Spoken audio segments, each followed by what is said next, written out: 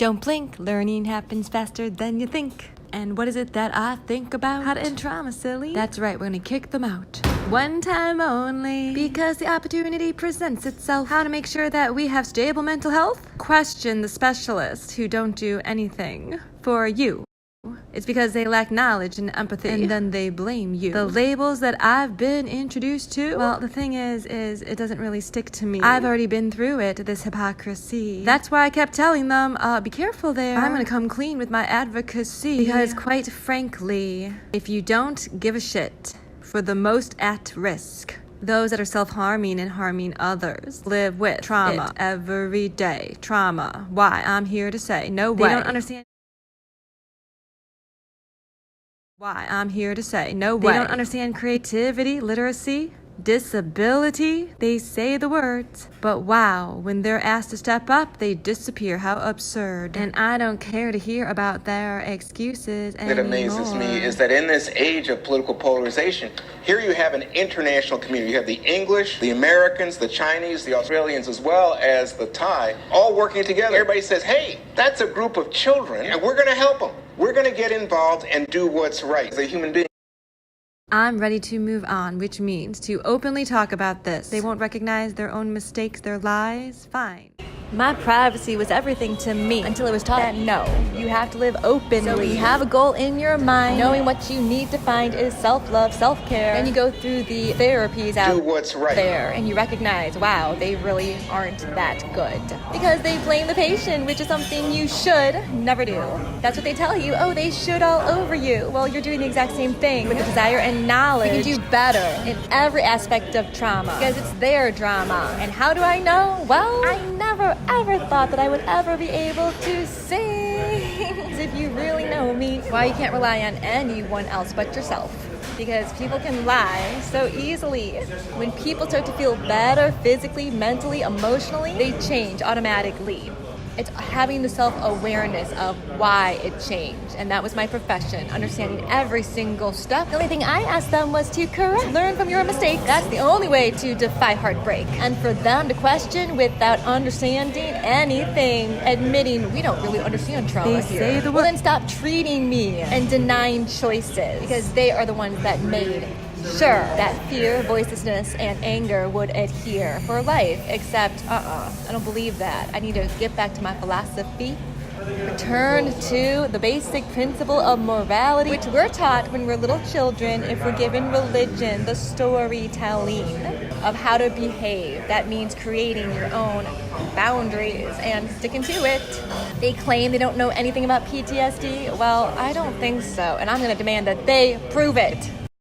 I'm ready to move on, which means to openly talk about this. They won't recognize their own mistakes, their lies. Fine. The only thing I can do is understand the systems and why there's a breakdown in each individual part. They're not bad people. It's not that they don't have a heart. That's actually the problem. They are. Because when you get the chance to do something good and decide against it, instead blaming others about what they should, let it go. Oh no. And they don't really know what to do. Believe me, I witnessed them all react in a way that tells me they lack empathy, which means the ability to learn from a mistake and to listen to somebody else's heartbreak. People.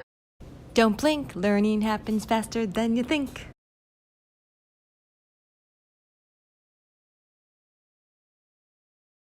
And I certainly trust them to be doing the best thing that they can be doing. And are doing the best job with that information. Highly skilled, highly experienced people. Highly skilled, highly experienced people. Highly skilled, highly experienced people.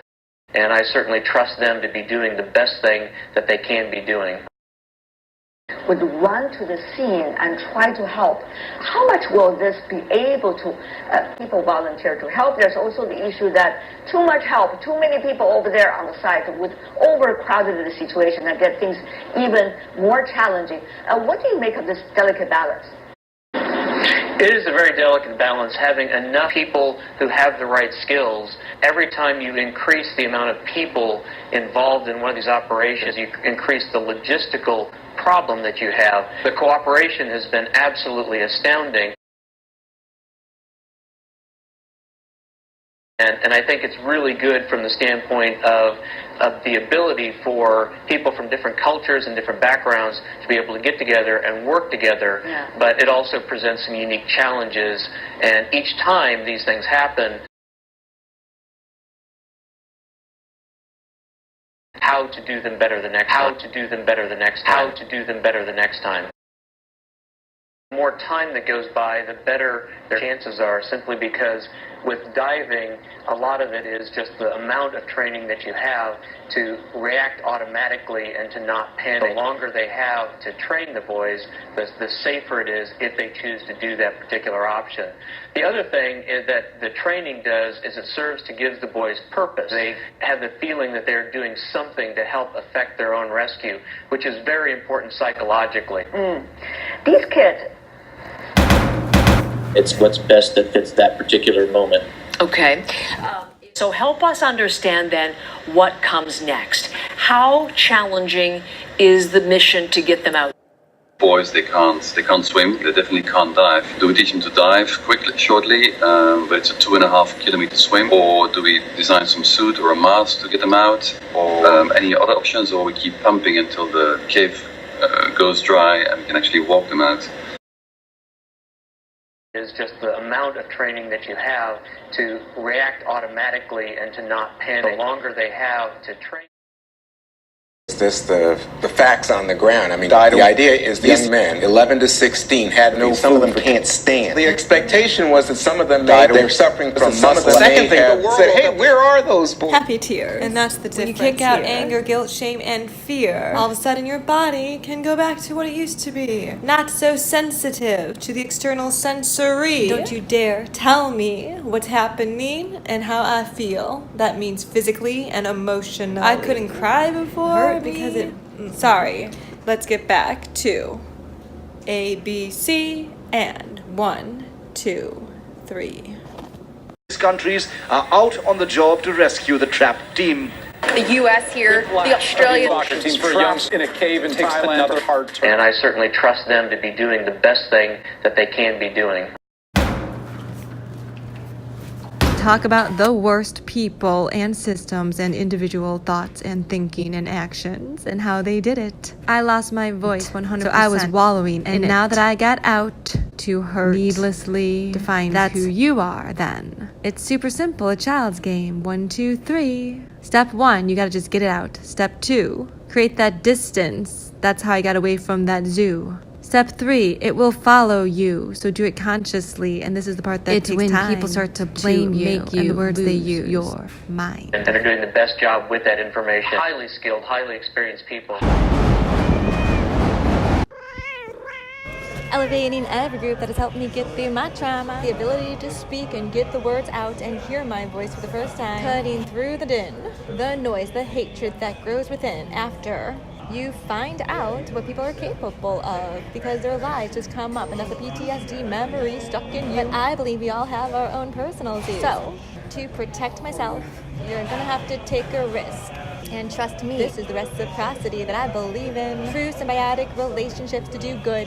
The whole reason why I chose education, because I believe in citizenry, like every good kid should, when they're taught with family values, growing up with strife in life, and support systems who will always remind you what to do. That means choosing what's right, staying up with you throughout the night, making sure that your confidence is airtight. On my own in a city place, chiseled out my own safe space until the world caved in. So, to help you get through your tailspins, if you live in my city, I'm gonna make it super duper easy. I'm the specialist, you see. So much education that I just can't turn away. My beliefs are just too strong, because night and day is a 24-hour period. What I lost? Are you serious? These motherfuckers are so delirious. So to get on through to my future, I'm able to see the big picture, which is we're all suffering in some way. I wanna make the empathetic choice every day. So please reach out to me. I just have to make sure that you're not part of that old scene, which means a neighborhood that literally did no good. I ain't gonna waste a second on their bullshit. And if they have a problem with my voice, well, fuck off, because they created it. That's right, their hatred in all these different spaces, places that claim to do help. Well, not when you're not into patient feedback, differentiation. That's true collaboration. Is gonna be on the attack, because I've been around the right systems and the right individuals who give a shit. Let your loved ones swear. The people that are traumatized with it, that sit with it, need to get it out. Why for me, I gotta be in the moment so I don't scream and shout. The focus and attention and distraction is no longer mine, because they denied me a classroom. Those are my students' safe spaces to cry about what they were going through. And why I say in this world that hatred just will never do. I remember the voices. Thank you for calling me bubbly, reminding me of my glitter in all its simplicity. Literally what you do every day to make the darkness go away, and that comes down to choice. When you see hypocrisy, oppression, discrimination, retaliation, and special needs kids not having a classroom, how to define a person, it's a very easy question, pass or fail, what would you do? So here's the deal. If you email here with your name, I will connect with you in a safe space. You will fill out one and only form in order for me to remember, stay in the moment, and we will meet one-on-one with whomever you consider your supports, and we will work through every problem until it's done. Because I recognize the trauma that stays in the body. It's physical and metaphysical and spiritual. Just need a little bit of kindness. The devastation of being able to put this all behind us. The goal is to always do more good than harm. The process to turn off all alarms is very long and disastrous and treacherous and terrifying on a day-to-day basis. But what I know about special education and how to create curriculum to solve the problem, make their lives a little less hectic and sad. There are really true people out there that are evil. That means they're more bad. And how I know to stay away from them. The problem is, after trauma, they stick with you until it's validated, and then that is it. That is how you get through. Take a risk, reach out. We all want meaning, connection, and like I said, when you have experience and desire, we will absolutely figure this out.